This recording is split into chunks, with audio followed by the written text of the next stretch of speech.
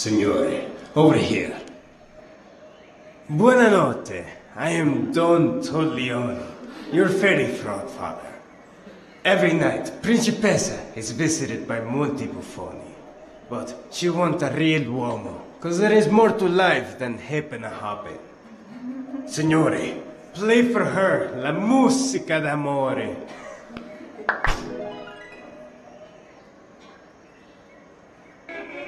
What is it that sings so out of tune? No. Maestro, con gusto. Show her your heart.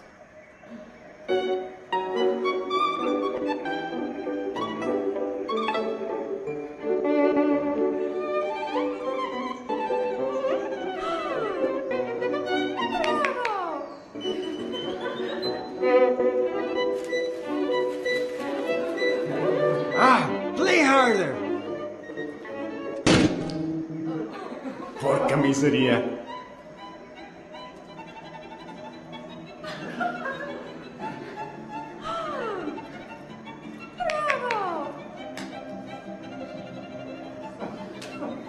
We must think fast. Signore, I hope you know how to juggle. Just move your hands up and down.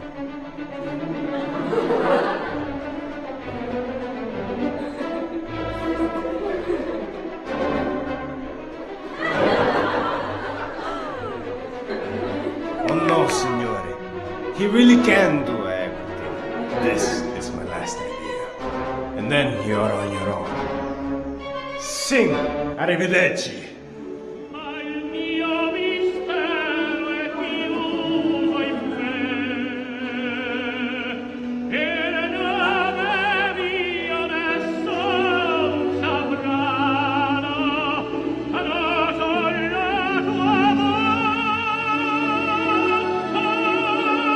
Arrivederci!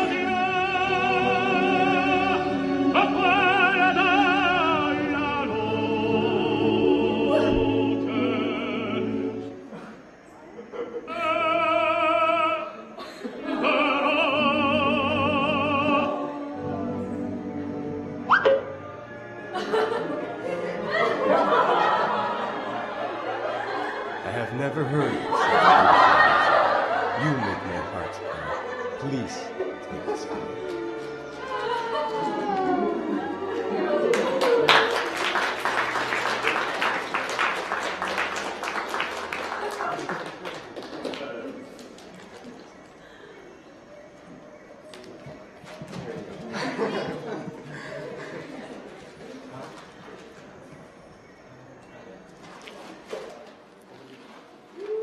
You guys so crazy.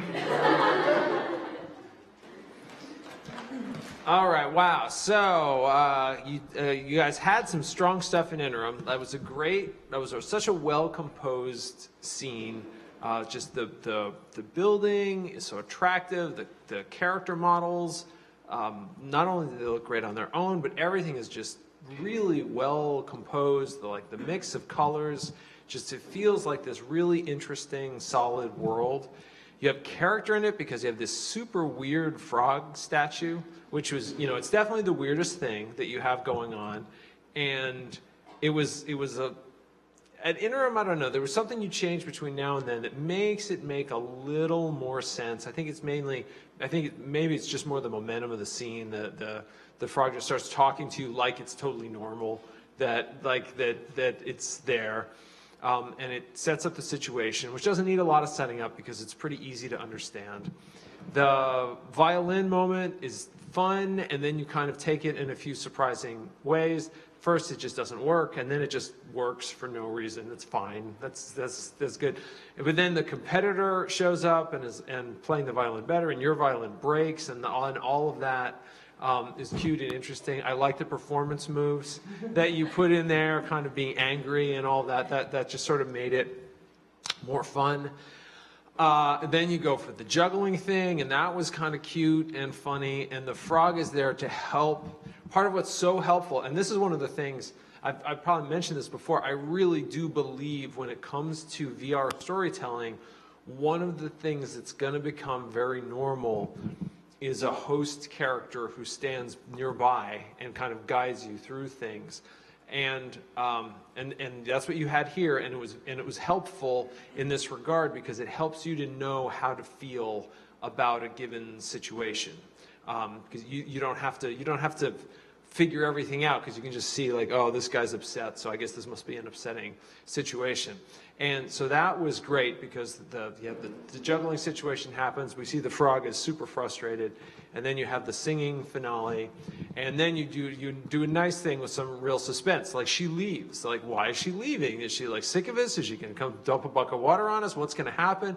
But then she comes downstairs, and the door is over here, and you presume, oh, she's coming to see me. But then no, she like turns, and then she goes to see him, and it's like, oh no, and it's just such this disappointing moment. But then you flip it and have it come over, and you heard the audience reaction on that. It was all really good, and so you had these nice moments of tension and setup and surprise and subversion in a way that was really sort of just cute and funny, and it really kept moving throughout. Even though this world is a little weird and a little silly, like it doesn't give you time to sit around and like, wait a minute, none of this makes any sense. Why is this even here? Who are we? Why is there a talking frog? You don't have time for any of that. Everything is just happening and happening and happening, and all kind of visually clear and interesting. And definitely, we talked about emotion and surprises, and you have a lot of nice way to get emotion and surprise throughout. Yeah, no, I think the surprises especially were very effective. Like the violin breaking is like a little surprise. The juggling was a surprise.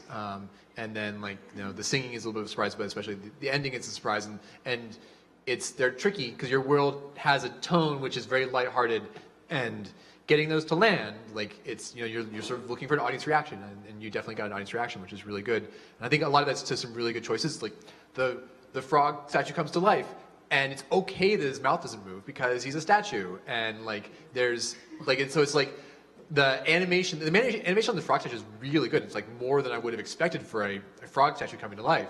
But it's just like the world has enough, the fiction excuses enough of itself in ways that works just enough. And I think part of that is like the frog like says, I'm your fairy, god frog or something like that? Like there's frog.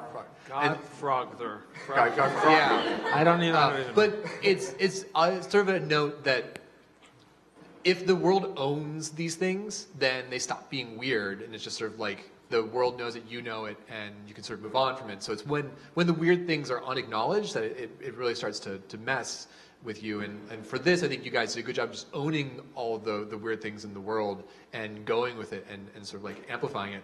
And so like all the moments like just worked really well, and it came together. There's like little things like to really nitpick. Like I would have liked the final scene, like the suitor to be like the suitor didn't sing, the other character didn't sing, and I would have liked a little bit more mirroring of like that competition at the final moment. Like that was like, and it was like that, basically that complaint mostly went away when you ended it the way you did, but it was sort of like you had such good matching of like sort of back and forth that I was like looking for that last little piece, but that was like a sort of a minor thing compared to like everything just sort of like working really well. Yeah, and it had a nice quality of feeling sort of dreamlike between a talking statue and I like the suitor just crawls out of a bush, just like, here I am, just kind of coming out of a bush, like, all right, I guess as long as things keep moving, no one's gonna really question that. So you guys, like the thing that made this work more than anything else was you guys fully owned it. You fully like, we're just doing this thing and we're just going to pound through and make it all happen and glue it all together, even if it's a little weird.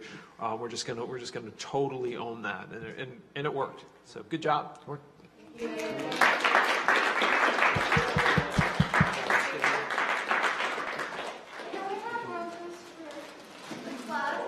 All right.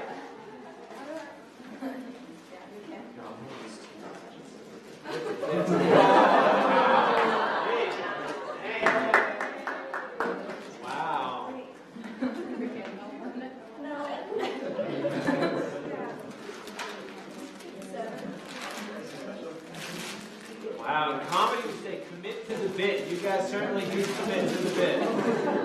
Team 57.